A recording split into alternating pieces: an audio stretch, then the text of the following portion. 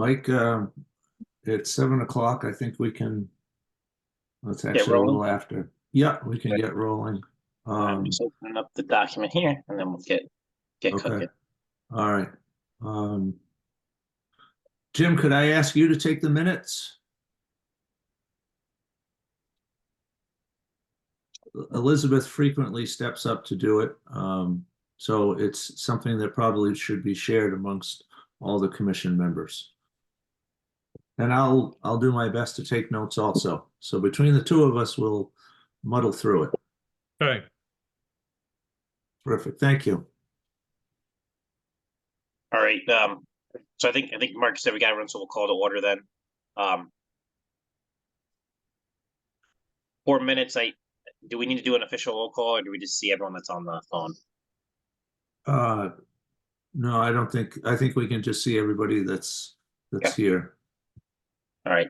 So approval of minutes. There was 2 sets in there. There was a January and a February. I know you, Mark, you sent out the second set for January.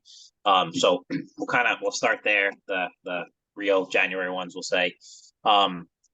Did anyone have any comments or questions before we vote to say that we accept the January minutes? I had nothing to offer. I thought they were very complete.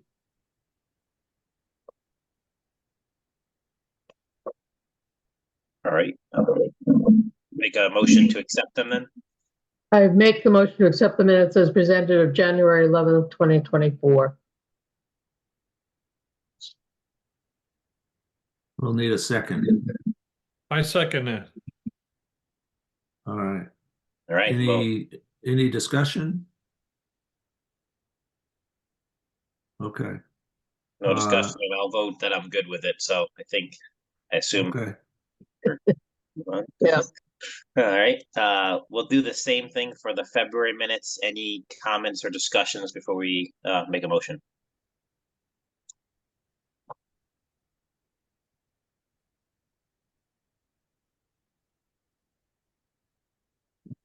All right. I guess I'll make the motion here to accept the February minutes. I'll second him. Okay,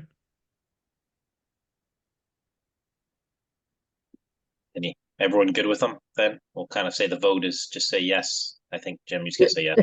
yep, Yes. fine. All right. All right, moving right along.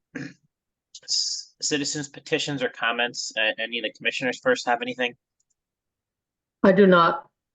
Nope, Mark, we'll turn it over to you. Okay.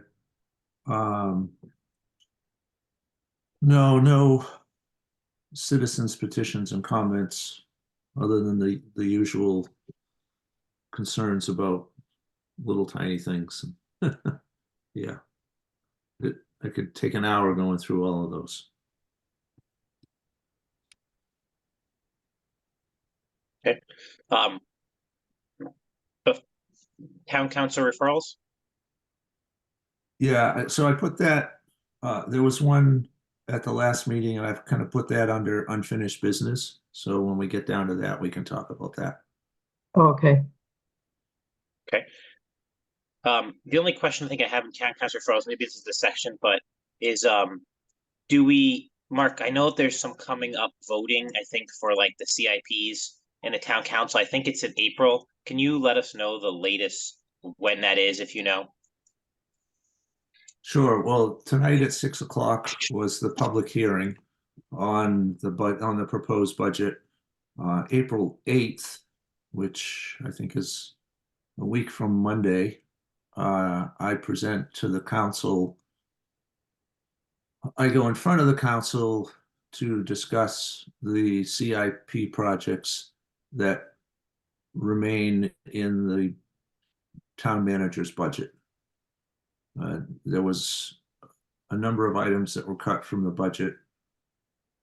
There's, I think, 4 different projects still remaining, totaling less than $150,000. is that for FY25? Yes, sir. Yeah, okay. Yeah. So of those 4, let's say like, one of the commissioners wanted to say we endorsed them or all of them or some, would you recommend we come to the 8th meeting to kind of speak our piece, or what? Any help or assistance from the commission? I'm not sure that there's a public to be heard at that particular meeting. You could write something, email the town manager and ask that it be distributed to the council Okay. in advance of that meeting.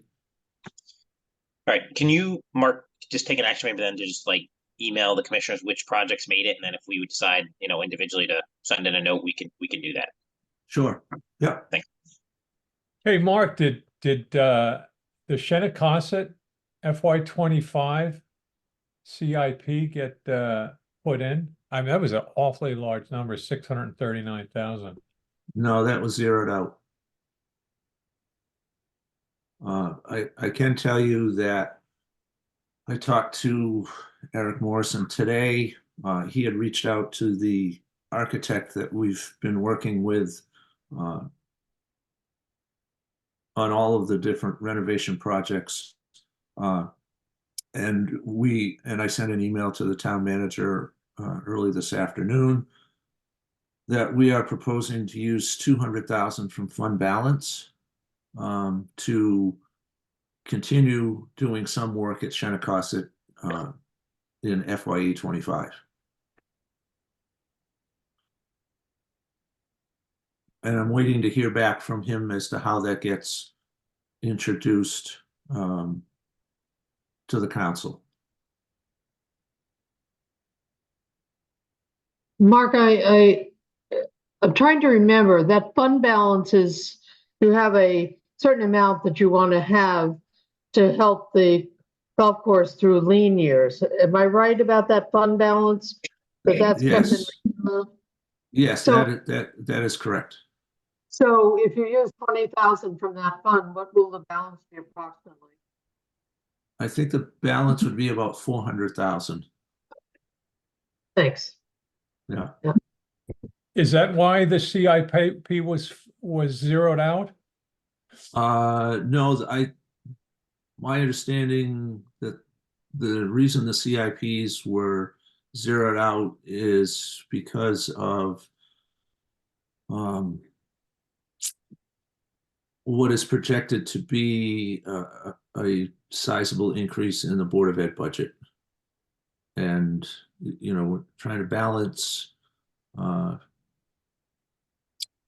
multiple demands, and the decision was made that at this point, at least it appears in the case of Parks and Recreation, I can't speak for other departments, but most of the CIP projects were cut.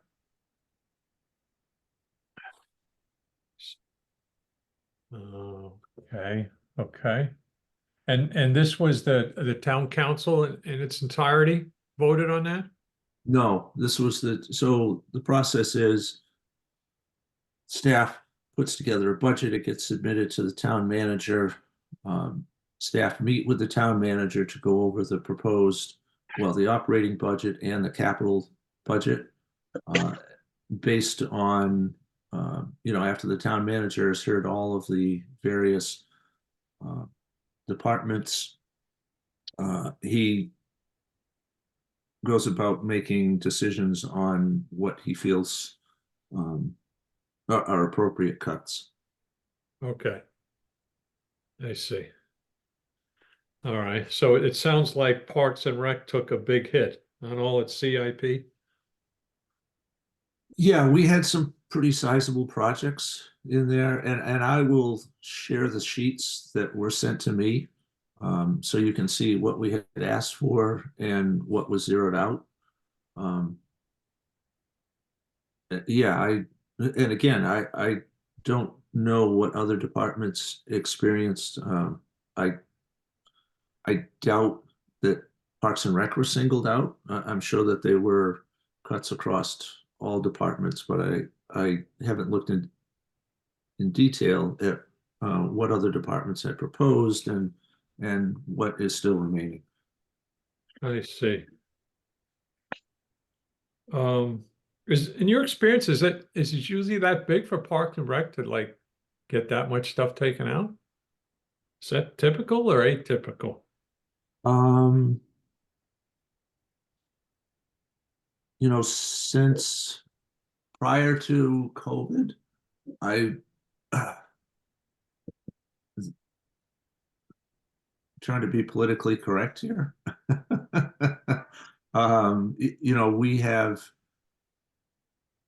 We have not, let's just say, I think we're falling further behind in the maintenance of facilities. Um, you know, although, through COVID, we were fortunate enough to receive, and shortly after COVID, we were fortunate enough to receive quite a bit of funding.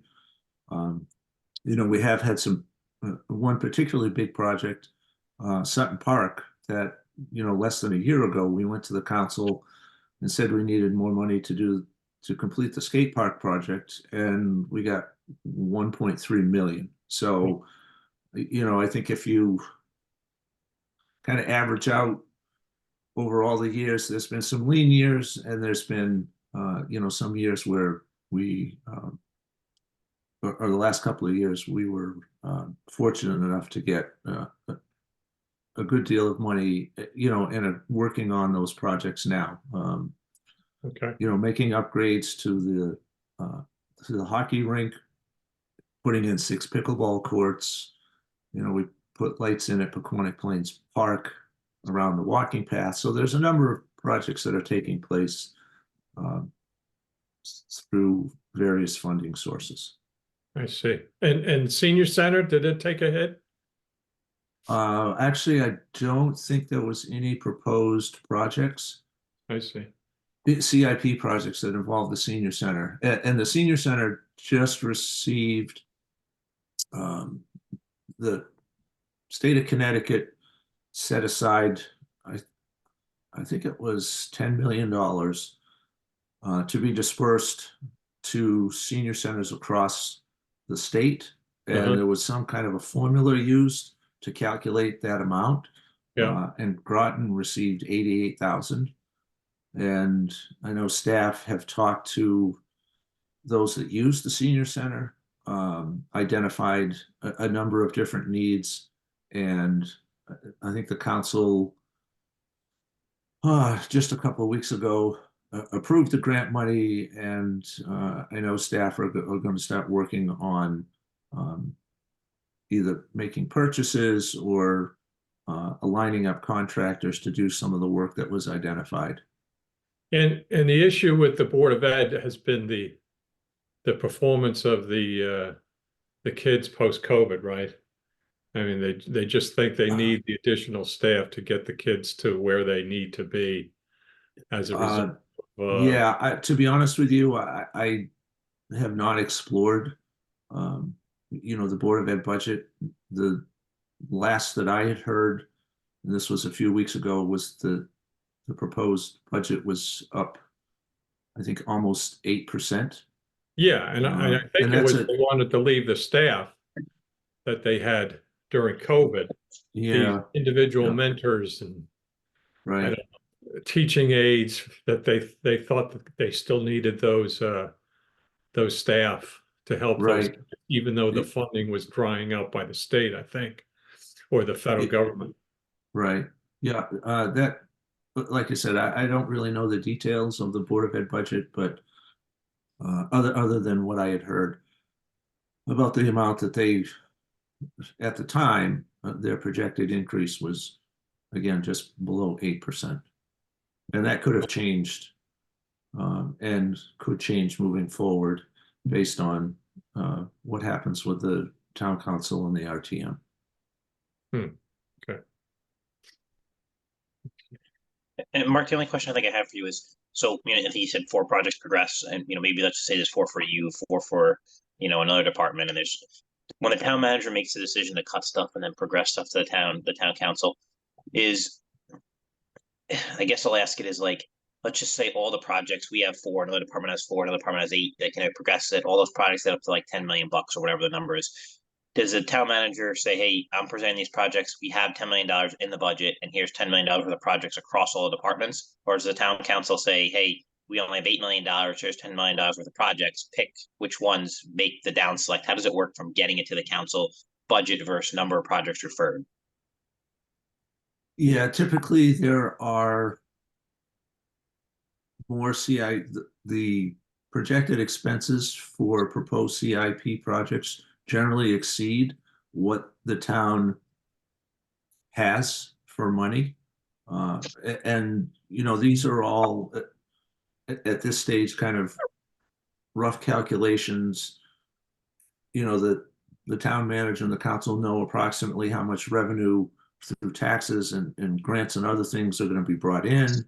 You know, they look at expenses, CIP operating expenses, and then have to make decisions about, you know, where they think or propose where the proposed cuts are going to be.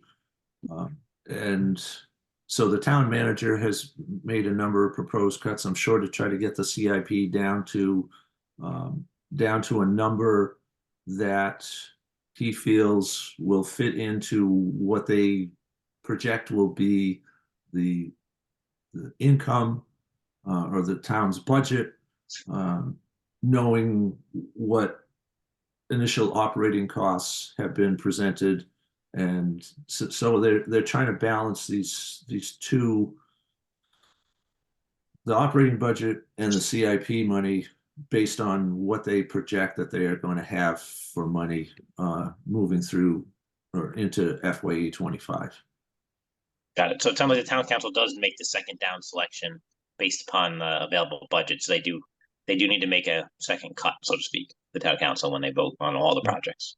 They potentially could cut some money that has already, they could cut a project that the town manager had left in. Yeah, okay, that's And yeah. I think they can also add money back in. So like tonight, if a lot of folks get up and, you know, talk about a particular project that they think ought to be funded, the town council, I believe, has the option to increase or put some of that money back in that the town manager had proposed be cut. Okay, thanks. Anyone else on that, or if not, we'll go to No, correspondence. either way, it sounds like lean times for Parks and Rec. Because I know the Board of Ed says they had these needs big time with the kids. Yeah. Too bad. Yeah. Kids are really Well, behind. yeah, I haven't heard that, but Oh, they're behind. are they? Yeah. Yeah. That was in the newspaper. Yeah, they're What was behind. it? And that's why the Board of Ed wants to keep all these temporary teachers in. Yeah. It's not good.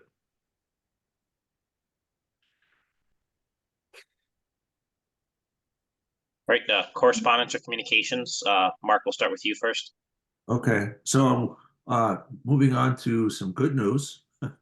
I received a notice that the state has finally approved the bike project that we had received funding for 2 years ago. This is the project that will go from Depot Road all the way out to Thomas Road. So a short section along Route 1 and then taking a left on South Road. Most of the improvements are going to be kind of an on-road bike lane.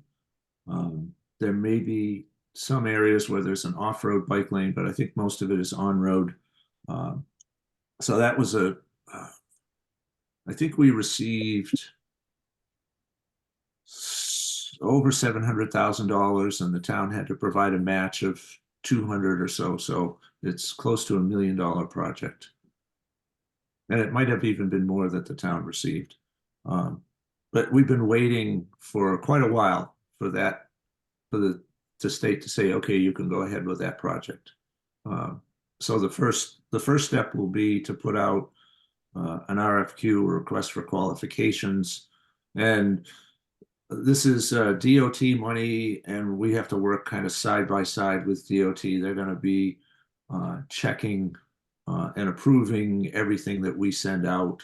So I imagine it's going to be a lengthy project, and I don't have any sense of a timeline of when we'll actually see something happening. You said that was Depot Road to where? Depot Road to Thomas Road. Okay. So Thomas Road is kind of out along the way towards Shinnecossett, Yeah, okay. out past Sparkle Lake, Birch Plain Creek. Yeah. Which so is- going which through is Airport already- Road and all that, yeah. Yes, yeah, it's going to go from, so from Depot Road, Depot Road is the road that people use to get into Bluff Point. Now, this isn't going to be a widened road. This is just going to be some kind of a That is correct. They're not, there isn't space to widen the road. I mean, Yeah. South Road is pretty narrow. You've got a lot of trees Yeah. that are right along the road's edge. So it would be probably restriping the road and narrowing it. And what they've seen is narrow roads, or the striping roads to make them narrower tends to slow cars down, and then having a designated area that's marked that it's for bikes is probably what a good portion of this project will be. But we'll have to wait and see exactly whatever the consulting group that we've hired comes up with. Wow, that's a narrow series of roads there. There is, yeah. There's opportunities, once you get to just about the edge of the airport field, that Yeah. road widens out quite a bit, Yeah, all the way over to the train tracks, and then it narrows up a bit. okay. Mark, and where does it, so I understand Depot Road ends in Bluff Point, right? It goes all the way down to Yes. like, the thing. But where would, Yeah. so is the plan from like the Bluff Point parking lot to some point, or what was the end point? No, Division? so it would actually start probably at the intersection of Depot Road and Industrial Drive. Okay, So if you kind of back out a little bit, last year we worked with Public Works to make a connection from the trolley trail over to Industrial Drive. So there was a section, the trail ended, and I can't think of the name of the road right now. But it ended at a cul-de-sac, and Public Works put in a bike path, either 10 or 12 feet wide, from that cul-de-sac over to Industrial Drive. And the plan is to restripe Industrial Drive, which is a really wide road, go all the way down to Depot Road. And then that's where this project will intersect with what Public Works is going to be doing when they restripe. So it's going to go from that intersection, Industrial Drive and Depot, out to Route 1, so past Town Hall, take a left, go across that bridge, and then take a left onto South Road. And then from South Road, it's going to follow along the airport roadway out to Thomas Road. so it'll Mark, end it, when- it'll end it, Yeah, it will end right about at the intersection of where Thomas Road begins. got it. And It's like that already has striping on it. So where the Hertz dealer is basically over there. the Hertz Yes, dealer. yeah, right in that area. Yeah. And the whole idea, and this came from the 2004 Bike and Pedestrian Master Plan, was trying to make an east-west connection. Yep. There's a fair number of people that bike to EB, bike to Pfizer. The National Guard, I see guys running along that road doing, I'm assuming, training. So it does get used, and the idea was to, again, try to improve connectivity between the town and the city.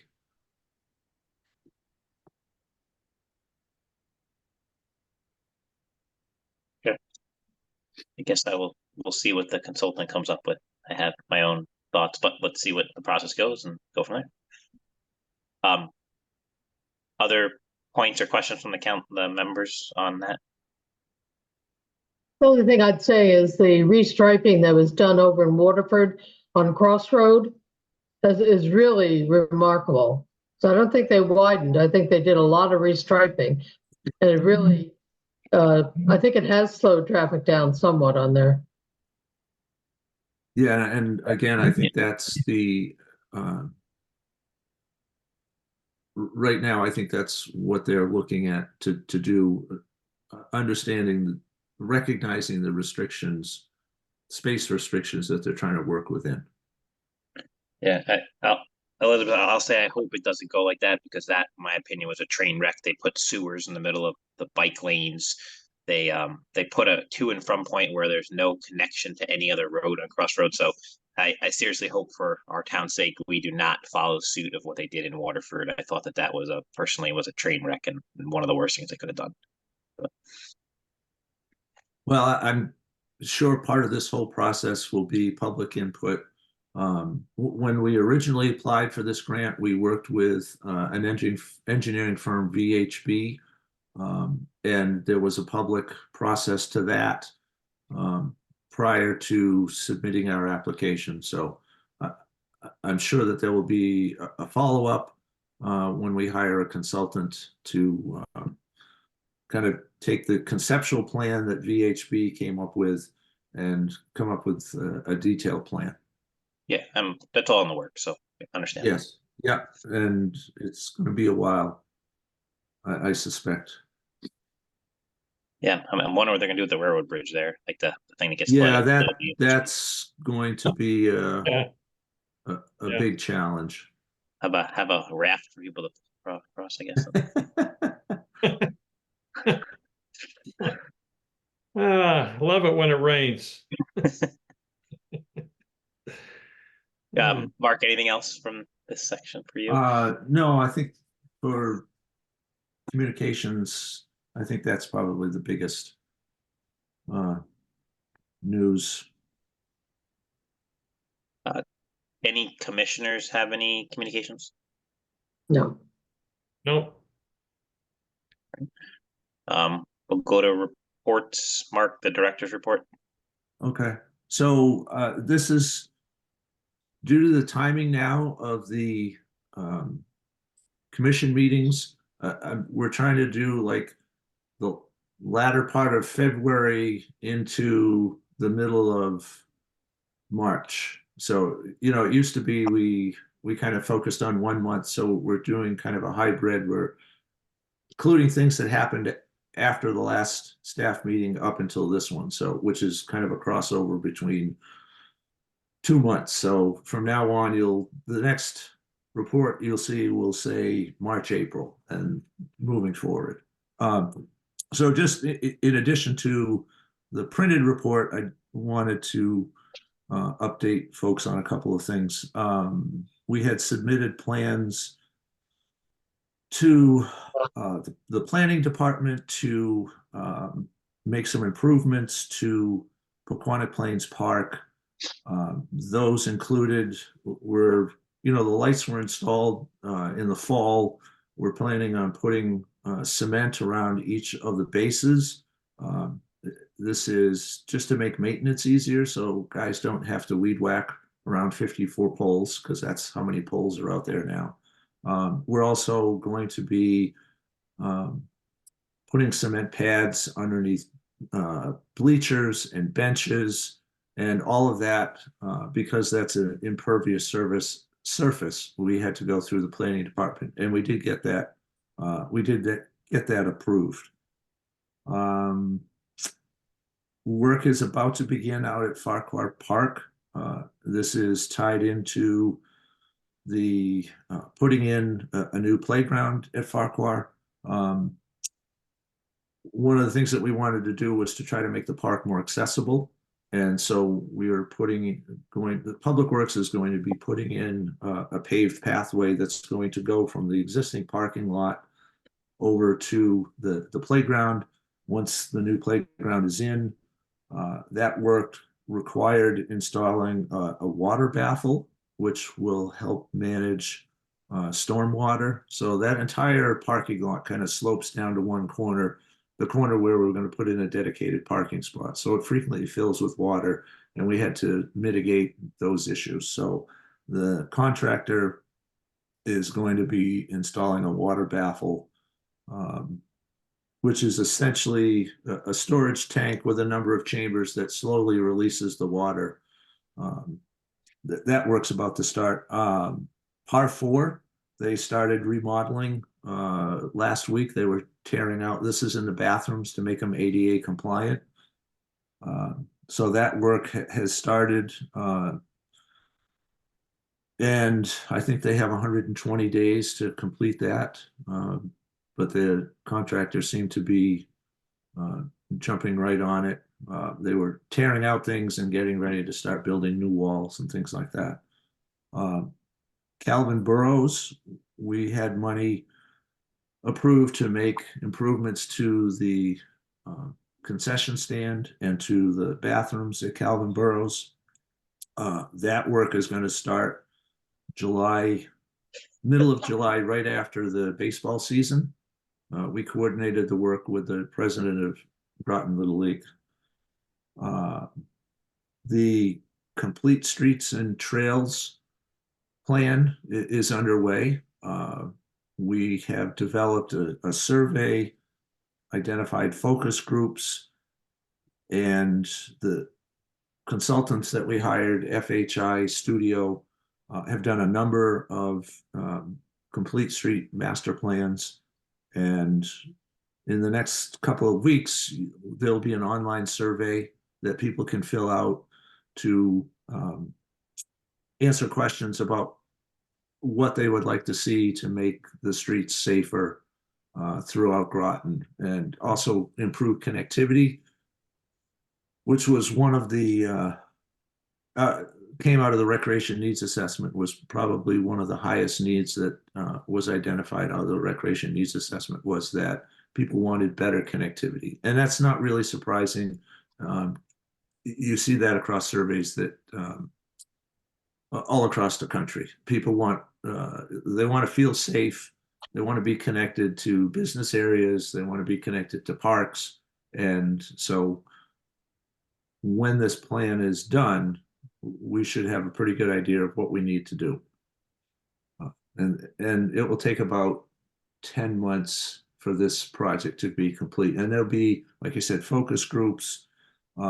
There'll be public meetings where people can come, and you know, there'll be boards up and people can either put dots or post-it notes or just talk to various consulting staff and say, you know, we like this, we don't like this. I wouldn't put my kids on a road with this kind of, you know, markings or whatever. So there'll be a healthy public engagement process as we work through all of this.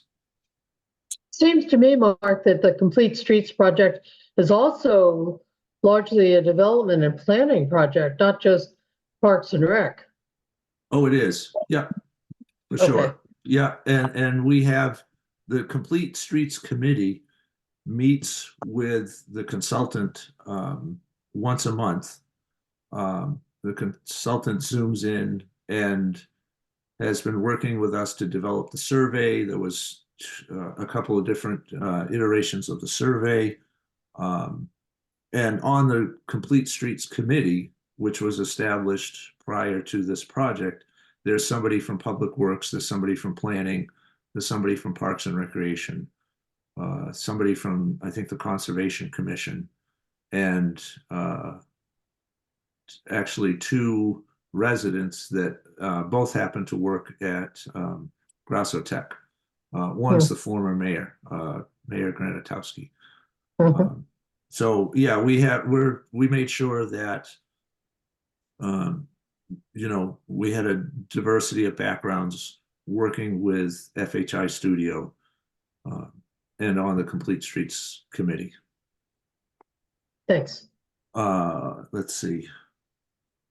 Oh, so more good news. Last night, I attended a Planning and Zoning Commission meeting where Kenton Frost, who we've been working with, submitted a proposal to change the zoning regulations to allow lights higher than 20 feet on public recreation properties. So, and the reason we did this is because the zoning district that contains Sutton Park and over in the library and senior center, Thrive, were zoned so that you couldn't put lights up higher than 20 feet.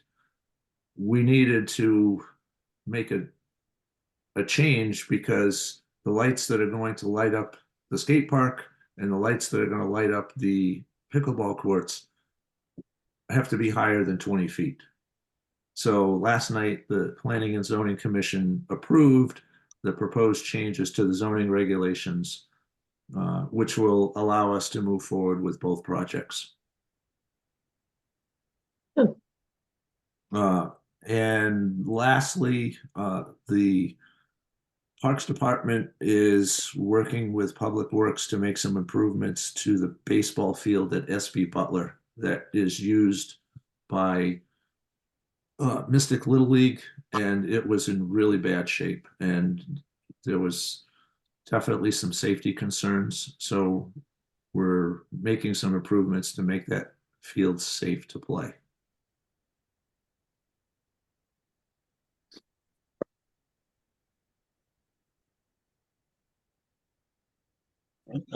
Mark, the only question I had from the director's report is talked a little about the solar powered trash compactors. When do you Yes. expect them? I think there was a couple areas that were getting installed. Are those installed now? Are those getting installed over the next couple of months, year? What is the game plan? That was the only question I had from it.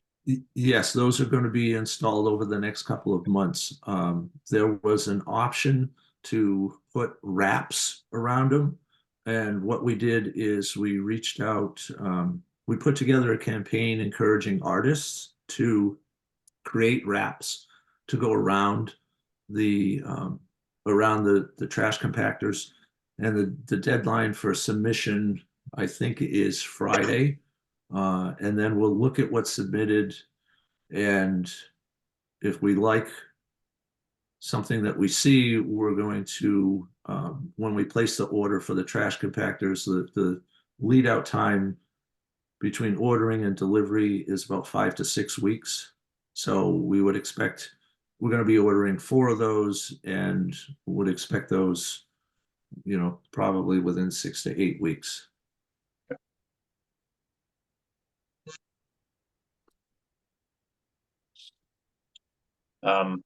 Okay. Anyone else have questions on the director's report before we move on?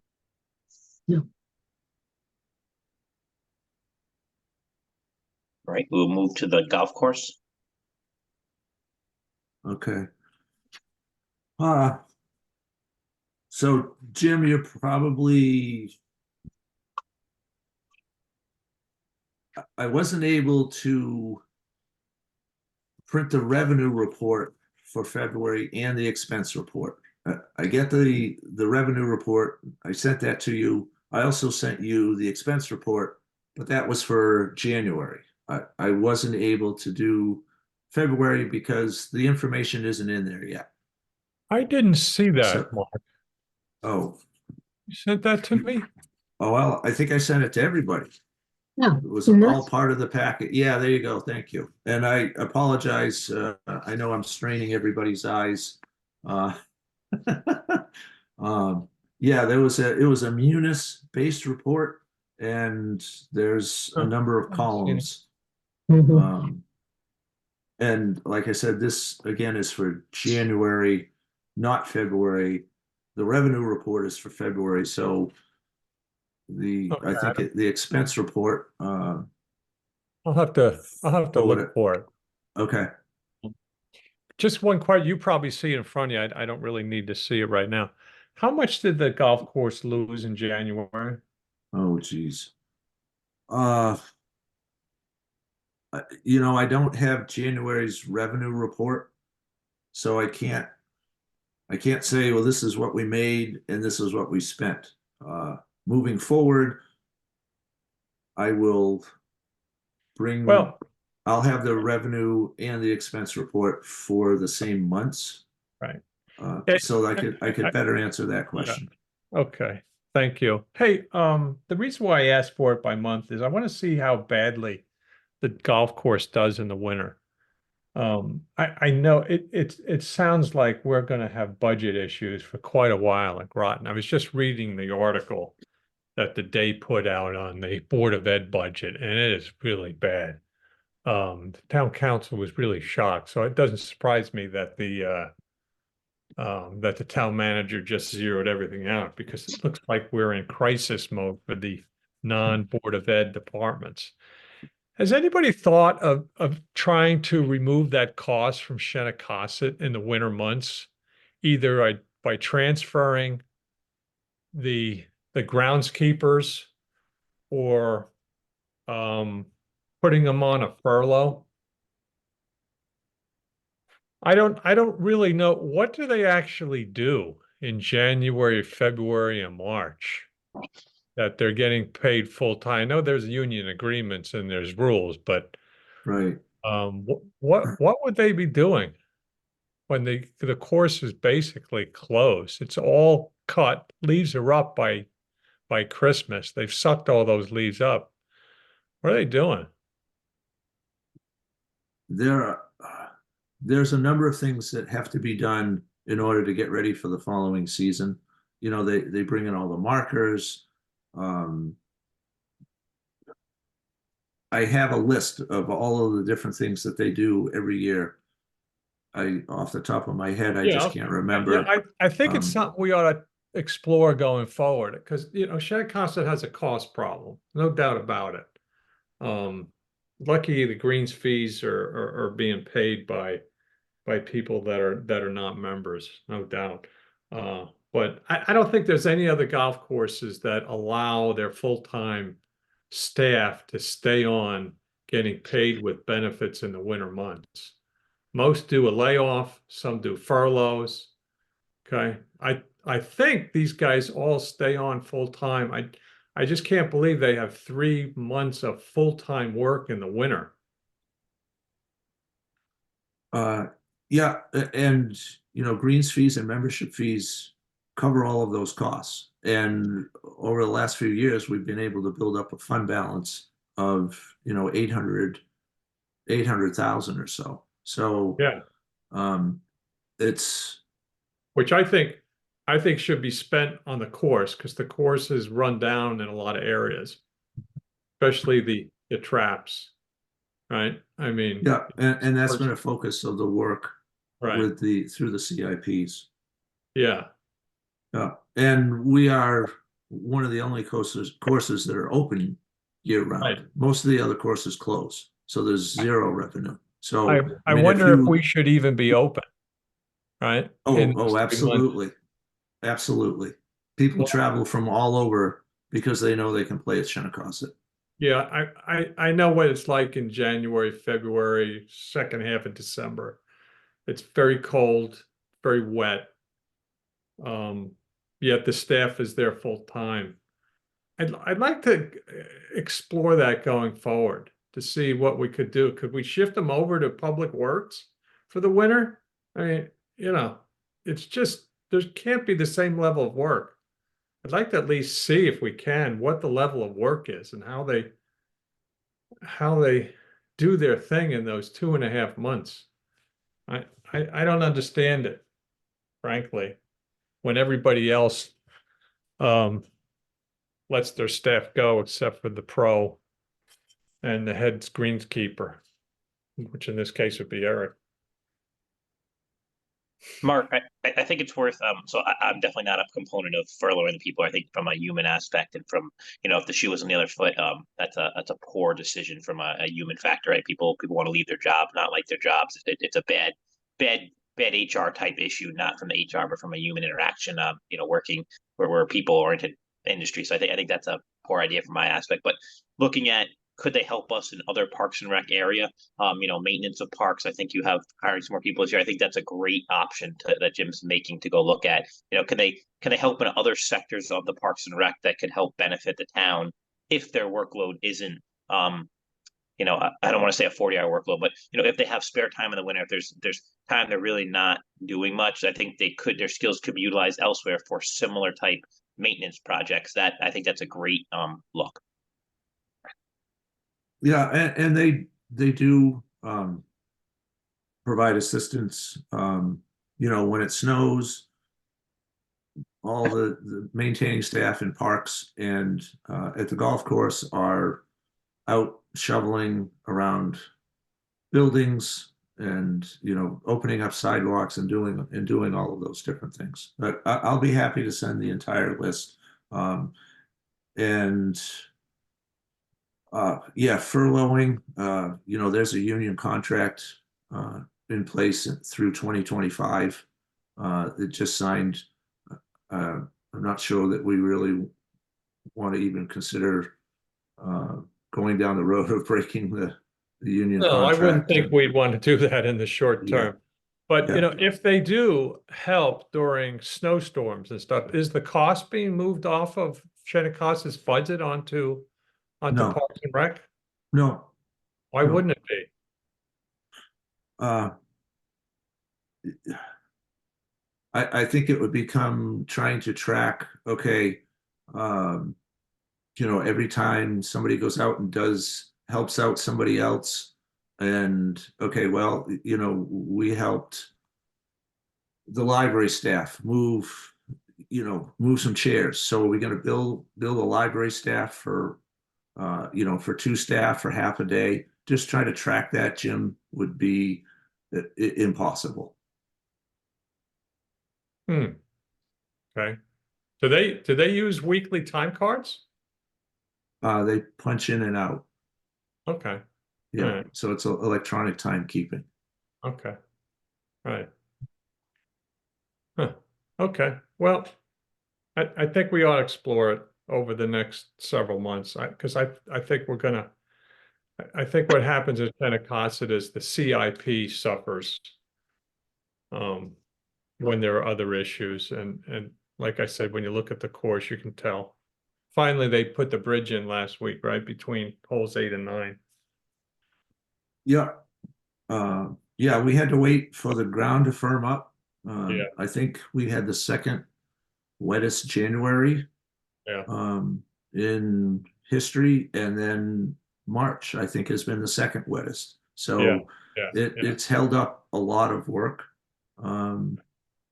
Yeah. You know, we haven't been able to finish widening the path at Paquonic Plains Park. They were out there again today. Of course, tomorrow we're supposed to get 1 to 2 inches of rain. So, you know, dealing with those kinds of conditions makes it difficult to finish and various projects. Okay. That's all I have. On Shennecosta, yeah. I have one follow-up question, Mark. Do we have any answers about the fence along, Oh, Eastern Point Road there, yeah. yes, thank you, Eastern Point Road? Because you were waiting to hear from both the city of Groton as well as the state. Yeah, both have said that there's no funding available for that. So we're actually looking at just pulling the fence out. That's And- really what my question was, whether they were okay with simply removing it. Yeah, Eric spoke with the city and they couldn't find that there was any requirement that the fence had to be there. So, and of course, some people think that's a bad idea, pulling the fence out. I think that's going to increase potentially the incidence of somebody driving onto the course. There are so many places that if someone chose to drive onto the course, they could do that.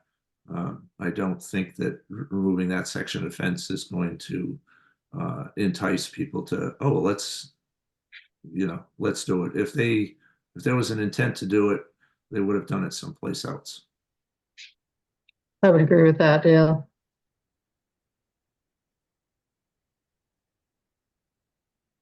All right, we'll move to Trails Coordinating Task Force. Okay, so we had a meeting last week.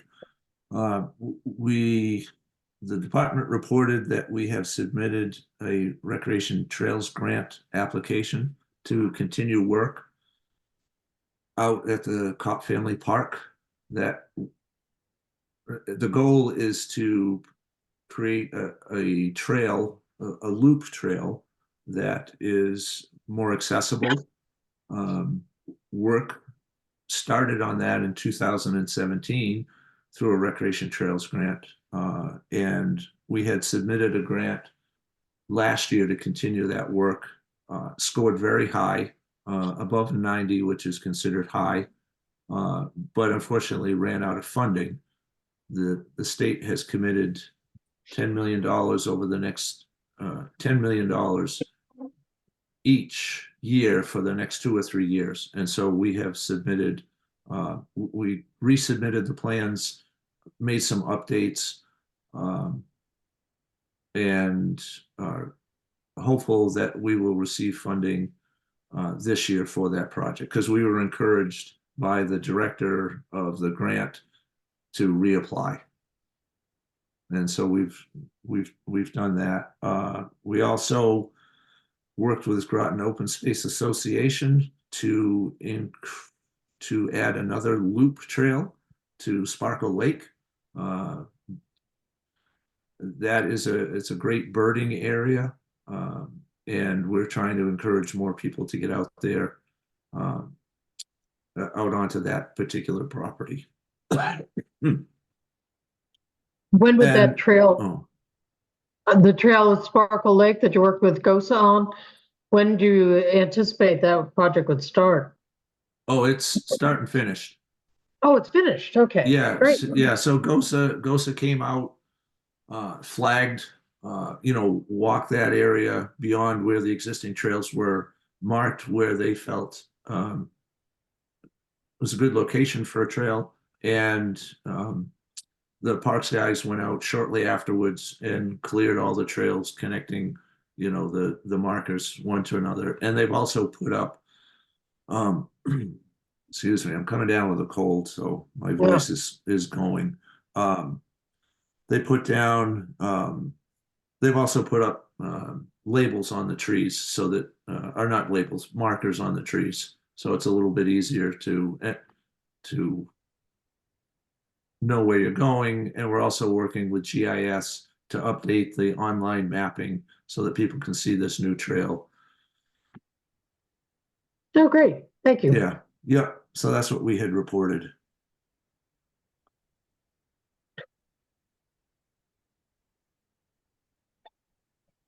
All right.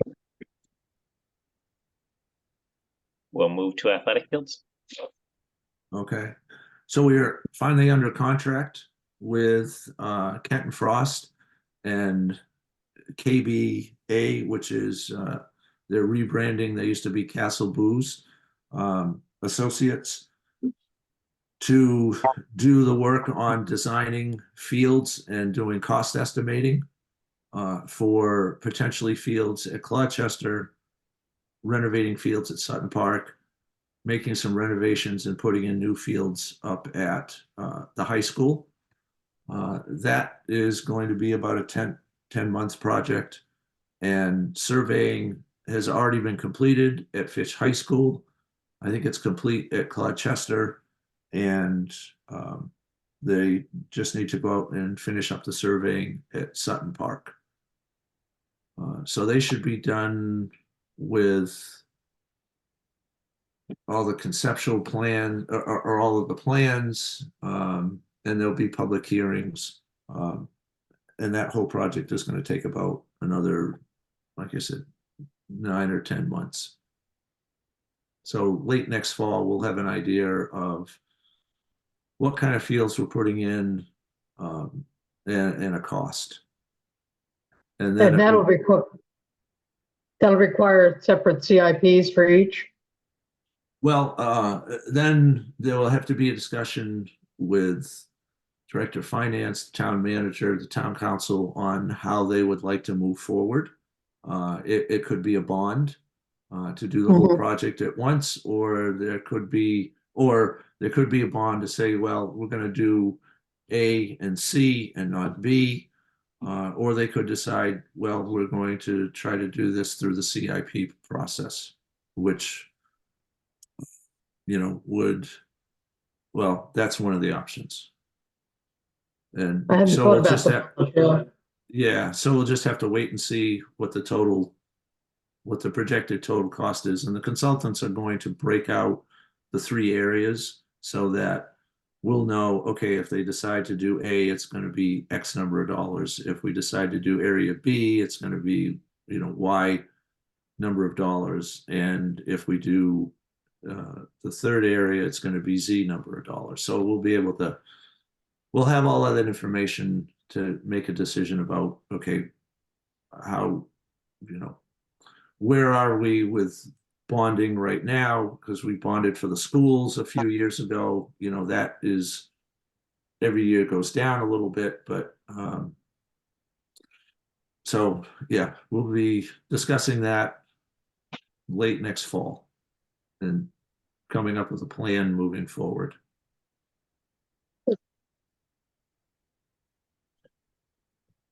Mark, the only thing I have a question on fields is I think in McClochester, there's a lot of I think there's like 3 playgrounds outside that old school where I think maybe the younger kids play football. Some of them Yeah. have like looks like a Halloween haunted house, I'll say. But is there any? I mean, so I haven't walked them. I just see them from the road. I mean, Yeah. are they in like decent condition? I guess what I'm asking is, when you do those fields, right? Those probably all go bye-bye, I'm assuming. Does it make business sense to take some of them and put them into another area? We talked about needing another playground up in the sub base area. Like, does that make sense? That's my question. 2 of them would probably, all 3 would be removed. I think only 1 would be transferred to a different location. The other 2 are in pretty poor shape, and that's why there is snow fencing around them to discourage kids from using them. So the smaller of the 3 playgrounds, the one closest to the school, that one we would probably relocate someplace. The other 2, the cost of making the necessary renovations to those, there's missing pieces, there's broken pieces, Gotcha. it just wouldn't be worth investing in moving it, and then paying. I'll just give you for example. So we just spent $10,000 replacing probably a 12-foot slide, or roller slide. So there's all these individual rollers the kids get on and they kind of roll across. It's $10,000. So playgrounds are like copiers. You can buy them real cheap, but then to maintain them, that's where they make their money. Gotcha. So it just wouldn't make sense for us to make the renovations necessary to relocate them. Okay, so it sounds like one of them maybe, but the other ones are all. Yes, Okay. yeah, Got it. one of them, we have had inspected. Every 2 years, we do a playground safety audit. So we did one in 2022. We have one scheduled for 2024. And in 2022, the number of issues identified just didn't make sense for us to renovate those. And that's why we haven't. There was one, the smaller one, there was a few things that needed to be done. We did those, and now that is okay to use.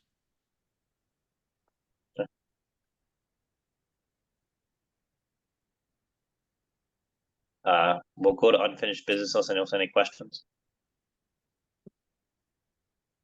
Right, Mark, there's an unfinished business for the District 4. I think this was the sub-base area, but I could be wrong. I'll turn it over to you. Yes, yeah, that is correct. So that was the referral. Since the last time we met, I talked with the town manager, and we have actually brought back Barry Dunn, who did the master plan work, to do a project, an assessment of what should go up in that area. And they will be presenting to the commission at the next meeting their initial findings and recommendations for that area. Oh, good. Yep. Yeah, we just signed the contract with them earlier this week and yeah, brought them back to do a little bit more digging to make some specific recommendations because we're trying to look at. We need to know exactly what needs to be up there in order to make that make that area equitable as compared to other sections in town. It's been identified that there are a lack of recreation facilities in that area. And so we've asked Barry Dunn to give us specifics on, okay, and I'm just making this up, a half basketball court, 3 small playgrounds. And we're working with the planning department on this because they're trying to figure out what to do with Pleasant Valley School. And Pleasant Valley School, if they bring in a contractor to do some work, make some renovations to the school, tear it down and put in housing, they're trying to come up with a package that would work for both, utilizing potentially the developer's money to put in some playgrounds or put in a half basketball court or whatever.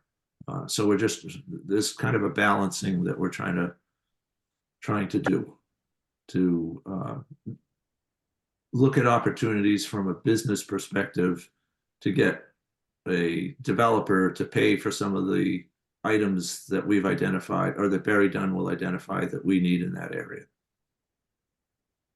Yeah, so they're going to make a recommendation of what amenities they think you need and maybe a potential recommendation on locations or just amenities. No, just the amenities. Because if we publicly said, oh, you should look to put something at this particular parcel, that would likely immediately drive up the price of that. Oh, the town's interested, it's was for sale for 200,000. Now I want 400,000 because I know the town wants it. So, I think they will look for general areas so that there's kind of an equal distribution within that district. But there are some challenges. You have Route 12 that runs right through the middle. So, getting from the west side or getting from the west to the east side or vice versa is a bit of a challenge. So that's the plan moving forward with that.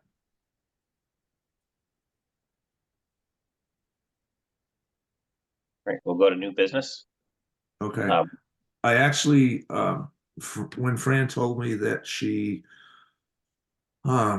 couldn't make the meeting, she looked through the minutes and she said she didn't think that the commission had actually formally approved the change of the meeting day and week.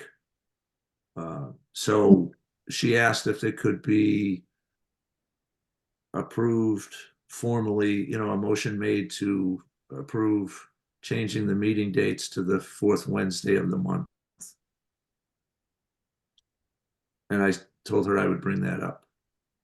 Yeah, I think we're all good with it. So I'll make a motion and I'll let other people vote, second, or discuss. I will second the motion.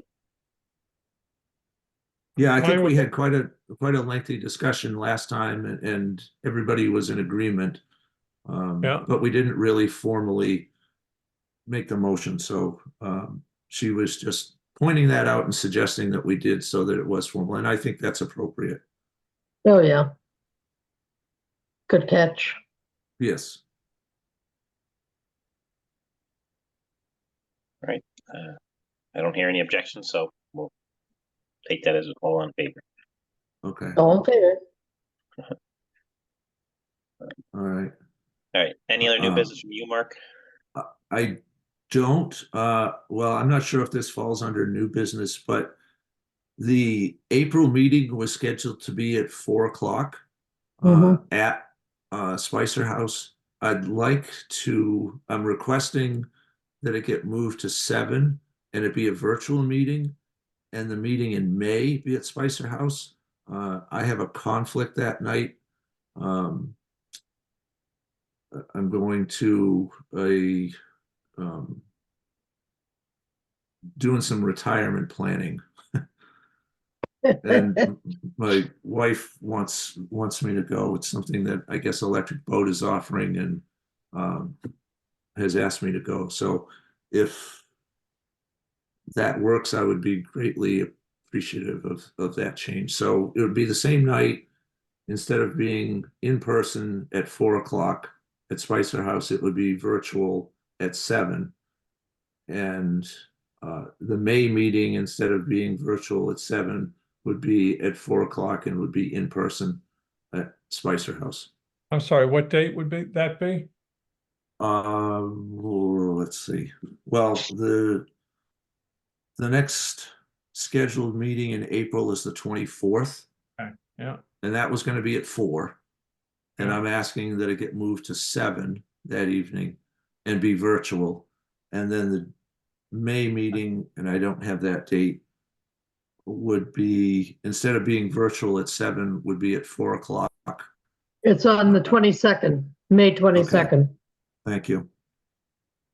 That would be at 4 o'clock and in person at Spicer House. And I think it was Mike that had made the original suggestion that we have a couple of meetings when staff is still around, so that they have an opportunity to meet the staff. We did it at Thrive a couple of months ago, and I think that worked out well. And we have a lot of new staff in the recreation division. So I guess let's each commissioner weigh in. I don't know if we vote or whatever, but I'm good with that, Mark. Maybe we'll go, Okay. let's go around the room. Okay. yeah, I'm fine with that, yep. Okay. I have a meeting, Well- excuse me, my assistant reminded me. I'll be with you in a minute. Moving the May meeting to 4 o'clock, I have an appointment prior to that, so I may be a little delayed arriving at Spicer House, but Okay. we'll go ahead with the plan. Okay. All right. Well, I appreciate everyone making that accommodation.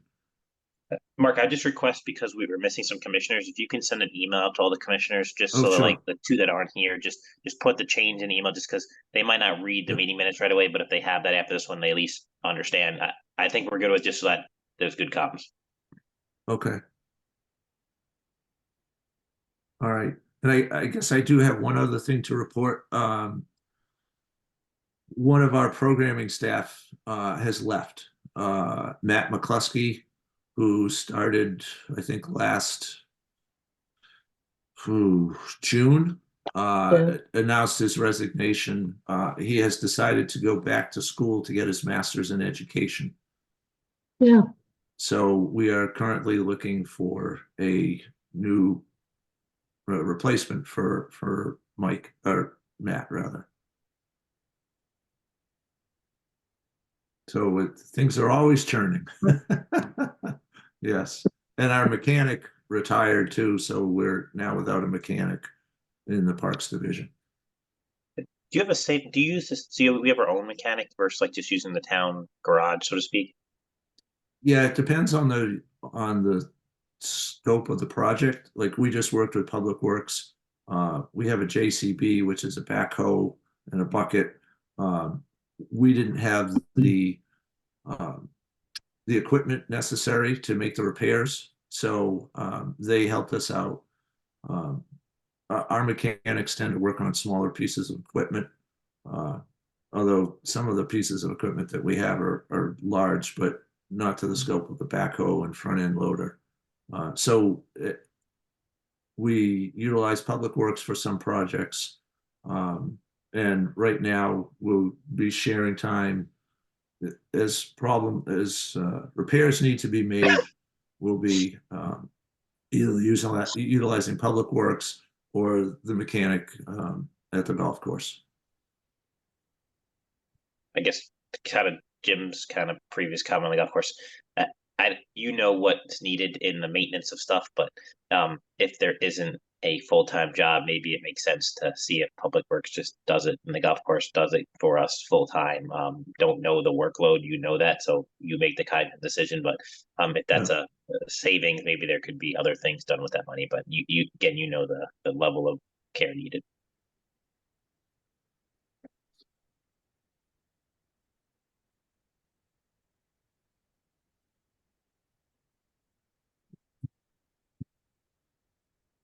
I had three things. Oh, go for it, Liz.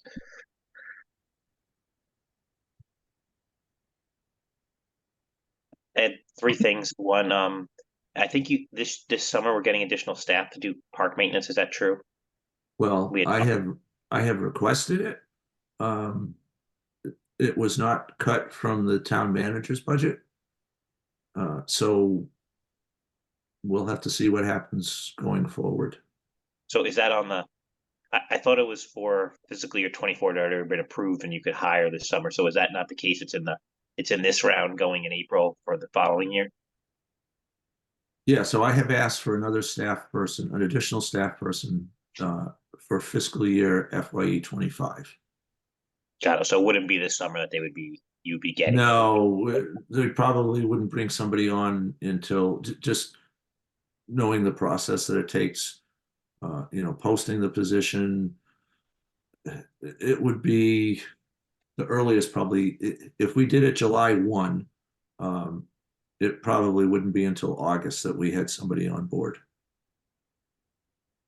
Okay. So I must have misheard one of the meetings. Okay. I was hoping this summer that one of the things we do is kind of maintain the parks a little better, do a little weeding, that extra person would be able to allow you to do that, right? So that was where I was getting at. Sure. And so just to, actually, I'm glad you brought that up. So one of the things that the town has done is they did, HR did a study to see what other communities were paying their part-time and seasonals. The town had a part-time and seasonal pay plan that was good for 3 years. That expires this coming June. So effective July 1, there's a new part-time and seasonal pay plan. One of the changes that was made was the summer seasonal help are going from $16 an hour to $20 an hour, because what we had seen over the last few years, we weren't getting any applicants because other communities, other businesses were paying seasonal help $20 an hour. So when a kid is in college, high school, looking to make as much money as he can, as quickly as he can, it's a pretty easy decision when you're offered either 16 or 20. So that was one change. And and as a result of that change, we've had more summer applicants than we have in the past. We're actually sending out offer letters to 2 staff probably tomorrow. Okay.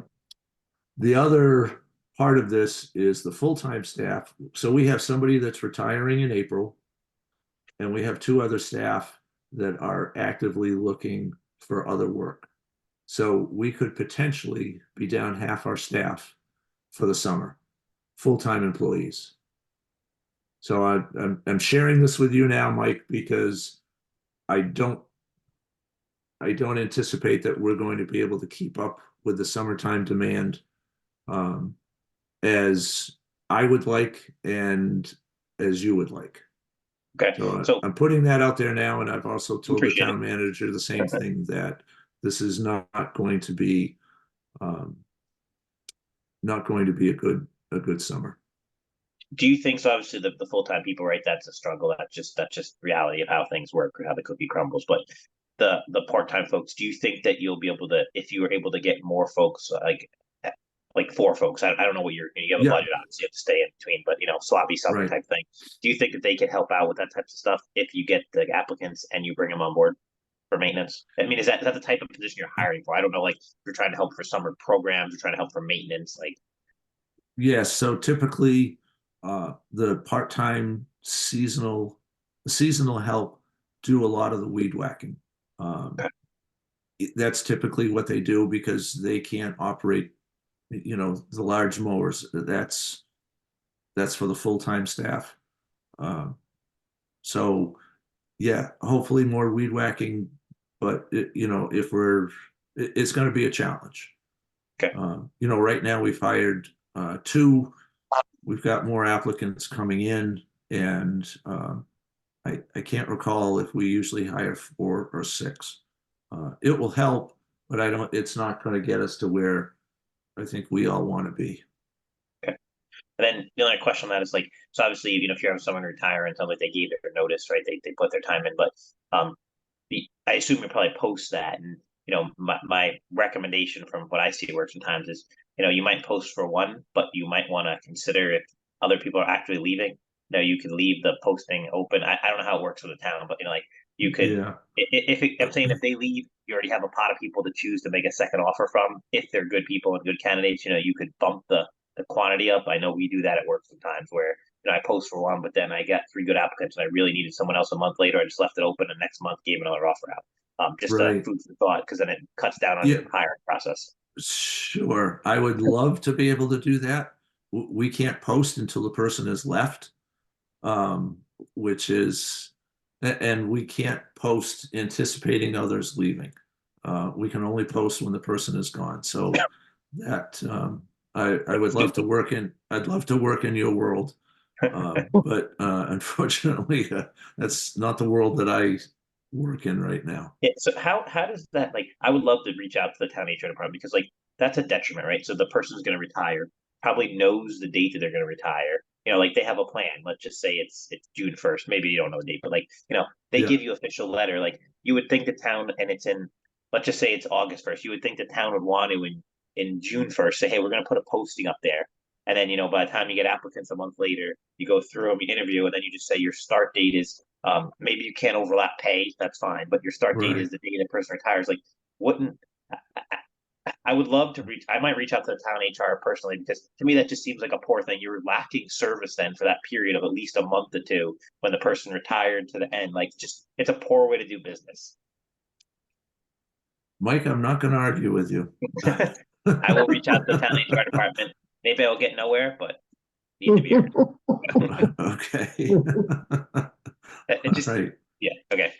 Um, 2 other quick things. So the chips in my community in Deer Ridge are, I think we talked about replace them in the spring. Is that still on the project plan? Yes, we just had, Okay. well, I think last fall, or was it last summer, we put in new chips in one of the In one playgrounds. of them, yep. Yeah, and we just had another triaxle of chips come in Tuesday, and we have been replacing chips at various parks, and we'll continue to do that. You know, right now the grass is starting to grow, but it's not to the point where we have to start mowing. Once Yep. we have to start mowing, you know, everything stops except for mowing grass. No, I don't So understand it. The one you yeah, did looks really good. I just know like ours on the basketball court side, like, you know, they originally talked of replacing the playgrounds, but now that's kind of off the table. They're for definitely now, low, yeah, definitely some yeah, that are sharing down to the thing. I know in all our yeah. rainstorms, a couple of them have actually turned into like a full waterlogged rink, but Oh they yeah, drain in like a day. But they yeah, are definitely low. So if we got chips for those 3 areas, that would be appreciated in the spring here. yeah. Um, and then the other thing I had is maybe this is like an Eagle Scout project, but there's a park in Niantic that had like, and I think it's in Niantic, it's by a firehouse. I don't think it's a town park, but they had like bikes and balls and different things people like the community left there. I would love Oh, like in the park in ours, I know a lot of people leave like basketball and stuff, but is there a thing where we can get like an Eagle Scout or something to build like a bin? I think people would love in the community to have oh, like huh. a repository bin for soccer balls, baseballs. Maybe the town buys one. Maybe it's an Eagle Park project. Something where like, you know, I'll call it a give and take. I don't know if that's the right term, but you know, people can use it there. A lot of people leave balls there anyway, but it would be nice to have something like that in that area. At Deerfield. Yeah, Yeah, by the basketball court. yeah, yeah. That's an interesting idea. And we actually just had a Eagle Scout, a scout that's working towards his Eagle badge or award, reach out to us. And perhaps we could convince them to do, because this would be kind of an Eagle Scout level project. Yeah, I mean, Yeah. I think so. Like, you could build some type of bin structure, maybe even if he builds one there and build for another park, maybe builds two, depending on the complexity. Maybe there's another park that does the same thing. I think it could be a great Eagle project, I think. And there's a bunch of space there. I know that it would be good. There was a bench that used to be by one of the asphalt areas. It could probably go by. There's lots of options. Yeah, yeah. Yeah, I think that would be nice if we could create something like that. I think people would like it. Yeah, yeah. Thanks for hearing me, everyone. I'm all set. Other new business from any of the other commissioners? Nope. No, Right, Jim, if you could send me whatever notes you took. yes, I will do that. I would appreciate that. And between the two, hopefully we've covered everything.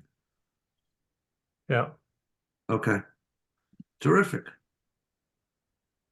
Um, Well, thank you all. And have a great evening. you too. We'll you. talk next month. Yes, Hope you feel better. thanks. So do I. But my snot, no, I probably shouldn't say this publicly, but I won't say. My grandson came to visit, and it inevitably either my wife gets sick or I get sick 3 days after. And he was here through Sunday, and I love him, but he's a petri dish. And Yeah, yeah. It will be for the next few Yeah. years. yeah, yeah, exactly. All right. All right. Good night, all. Good night, everybody. All right. Good night. Bye.